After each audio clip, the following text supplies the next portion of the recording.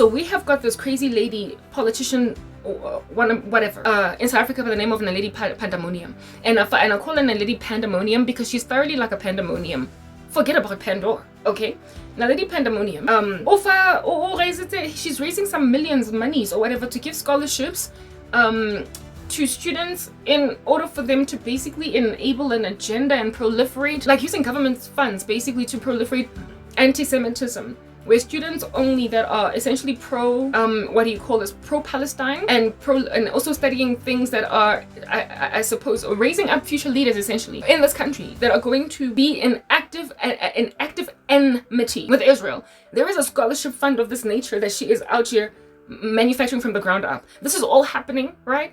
In the center, in the middle of, listen to this, there being discoveries made, like inferences reached pertaining South Africa's involvement in the October 7 attacks at the kibbutz and the music festival in Israel, right? All that anti-Semitism. It is becoming like near on true, or at least, that's what's being speculated by discoveries being made by those who can make discoveries. All right, y'all need to go and do this fact checking by yourself somewhere else and read the articles with the proper terminology for yourselves to get what I'm getting at. But essentially, long story short, what I'm getting at is that there is understanding that is happening into the hands of South Africa and America and everywhere that information can be discovered, that our government knew about what was going to happen on October 7th. They knew what was going to happen to a point where Donald Trump now is trying to literally sanction South Africa. Do you understand? Because of our involvement. I mean, it was bad enough our government was supporting, like, Hamas.